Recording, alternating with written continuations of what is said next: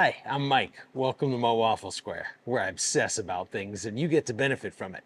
Well, in episode 19 of our ongoing series, where we are refurbishing this 2006 Land Rover LR3 with the V8 petrol engine, we are going to be testing the existing brake fluid for moisture content with this meter.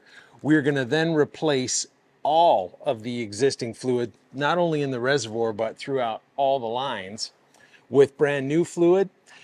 And we're going to see if the Launch Elite OBD scanner that I tested a couple episodes ago can help us with that. So let's get started. Obsession. Brought to you by Waffle Square. So let's talk a little bit about brake fluid. Now, the Land Rover manual says that the brake fluid must be, quote, completely renewed every 2 years, regardless of distance traveled. Now, why is that? That's because brake fluid is hydroscopic, meaning that it can absorb moisture in the air or in the system. Now, why is that a problem? Well, brake fluid is important because it has a very high temperature at which it will boil, somewhere around 450 degrees. And this Prestone brake fluid actually claims that they're almost around 500 degrees before it boils. So your brake system can heat up, especially if you're braking a lot and accelerating a lot. You've got the exhaust system underneath the car. Here in Las Vegas, it's very hot. So you need a fluid that has a very high boiling rate so that you're not getting brake fade and issues when you really need to stop. So if brake fluid is hygroscopic, meaning it can absorb moisture, well, water boils much lower than 400 or 500 degrees, of course, and it also expands greatly and builds up pressure as it starts to heat up, which is why pressure cooking is such an excellent way to thoroughly cook meats and things. And as you can see here, brake fluid can absorb 2% of its volume and moisture in 12 months. Which means that your typical DOT3 rated brake fluid with a 3% moisture accumulation will encounter a 25% drop in its boiling point. Now, obviously that can spell serious trouble. And if you've been following this series, you know I bought this vehicle used for my daughter Aspen, who's going to be of driving age here in a couple years. And we have no record in the Carfax report of the last time the brake fluid was changed, if ever. While we're at it, the parent company of the Launch Elite OBD scanner, King Bolin, sent me this moisture meter specifically designed to read the percentage of moisture in brake fluid, be it .3, 4, or 5.1. So let's take a closer look at it. So here we go, pretty portable little unit with a nice flexible probe. You've got the power button, which isn't doing anything. So let's see if we got a battery in here.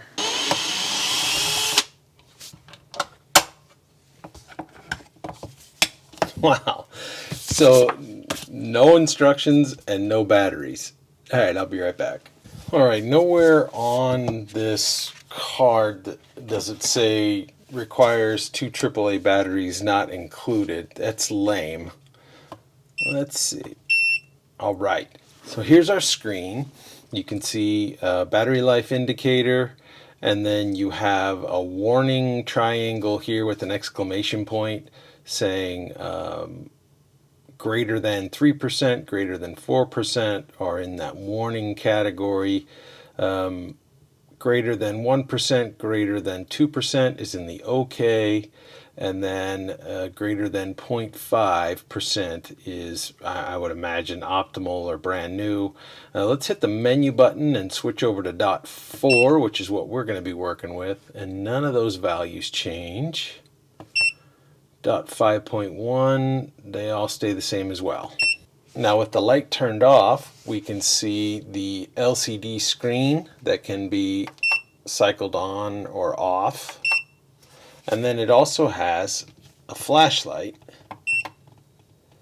Not sure why you'd be checking your brake fluid in total darkness, but if you are, you get a little flashlight there. So for curiosity's sake, I want to test the brake fluid that's existing in our LR3 and also compare the moisture content in a couple of our other vehicles that I have personally changed out the fluid within the last, say, year or two, and see what kind of readings we're going to get. Now, before we get started, as always, I'm not a mechanic. I just dress like one on YouTube. I'm just a dad fixing up a car for his daughter, so you're under no obligation to believe a single word I say without doing your own research. All right, let's bring the camera a little closer, pull off this cover here, and get to work. And here we go. Now, brake fluid is supposed to be crystal clear, but you can see this stuff is really dark and old. All right, before we unscrew this cap right here, let's remove this plug here that senses the amount of brake fluid. There we go.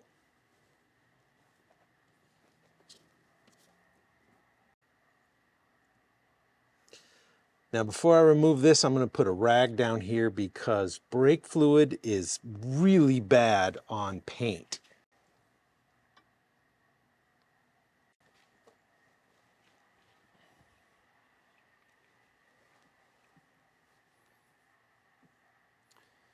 All right, power on, .4. Let's see. Well, according to this, we're not too bad off. We're like, what, right at the top of the 2% range. All right, my Ram ProMaster van is also .4. Let's test that. Now, I have personally flushed this within the last 2 years, so I'll be interested to see how we're doing. And we're getting the same reading right in the higher end of 2 to 3% there. And I think our Honda CR-V here is about the same time frame and right at the top of the 2% reading. Good. Well, here's the brand new sealed bottle that we're going to be replacing our fluid with. Let's test it just for interest.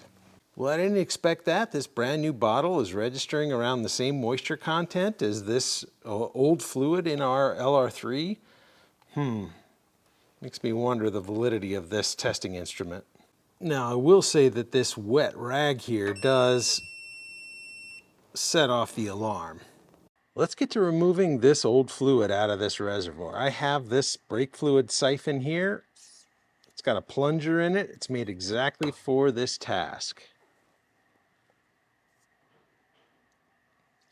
Oh, look how dark that is. Yuck.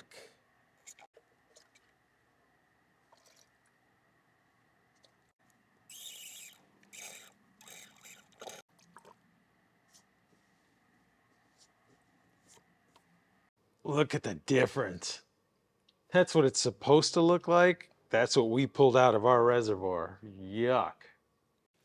And not to waste any, let's put that in there.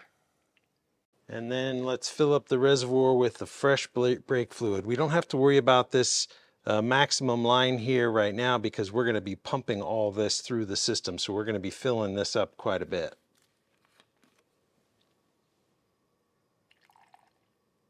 Now, if you've watched any of the previous videos on the channel, you may know that I have a lift that I could easily position under both sides of the vehicle and lift it up to gain access to all the areas where the brake bleeder valves are. But instead, I'm just going to fire up the vehicle and put it to off-road height. All right, now that I've demonstrated that, we are at our main screen here. We'll press diagnose. And once we get through all that login procedure, we go to the special function, scroll up to brake bleed, pump the brake pedal during the entire bleed procedure. Okay, set the ignition to position 2. As soon as we hit that, we get some fault codes and some dinging and things on our dashboard. And then it takes us to this screen. Open the rear left wheel bleed screw. Pump the brake pedal during the entire bleed procedure. All right, let's go back there and let me show you how to open that and get it set up to bleed. All right, right behind this little cap is our bleeder port. There we go. So this is an 11 millimeter nut on there. We're going to put the wrench on first, and then we're going to attach our hose. Now, by running the hose upwards, and in this instance, as you can see here, over the tire, we are going to avoid any air bubbles getting back in once we have flushed and bled the system. So let's just go ahead and crack it open. About a quarter turn is all it'll need. Oh, there we go. And there we go. Well, it says it's a real quick flash that says it's communicating with the ABS pump, but then that goes away and it brings us right back to the brake system brake bleed screen. So it doesn't appear to be working. I guess I'll just do it manually. All right, as you can see, I've set up a camera here, and all we have is dark, dark fluid coming out of that rear brake.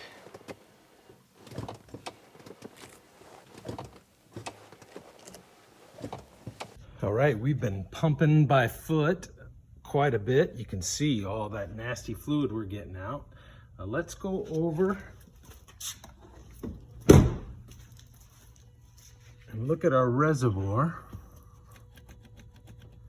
And it's getting really low, so I'm gonna go ahead and top it off again. Definitely getting some air bubbles to come out. Glad we're doing this. I like this because I can just adjust my mirror and I can see the color of the fluid still coming out, so I know when we're done. All right, that is a lot cleaner than the way it used to be, so I have tightened it back up. Then I'm going to grab this tube, pull it off, put my thumb over it, raise it up like this, and let it drain down into the bucket.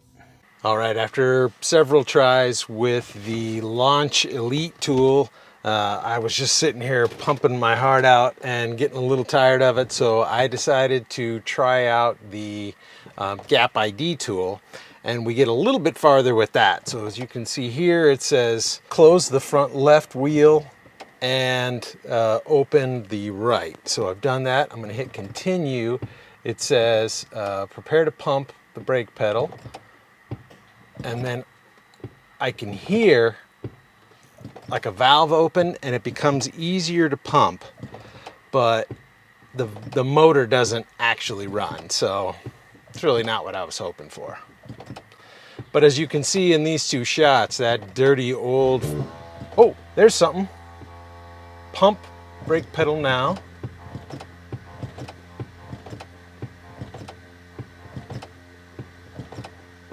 Well, now it's working.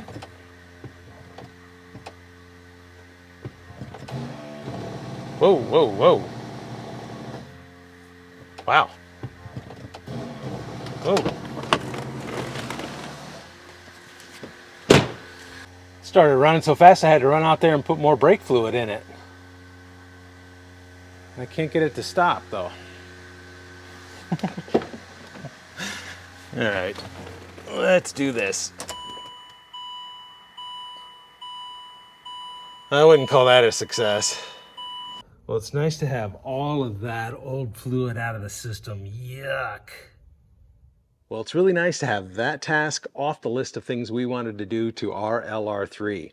And I'm quite surprised that these three devices really didn't seem that helpful. Do you have a brake fluid moisture meter, and does it register the brand new fluid as the same amount of moisture content as that disgusting old fluid that we pulled out of ours? Let me know in the comments. Maybe Las Vegas is such a dry climate that doesn't matter how long you leave it in there, it doesn't register any higher. I don't know.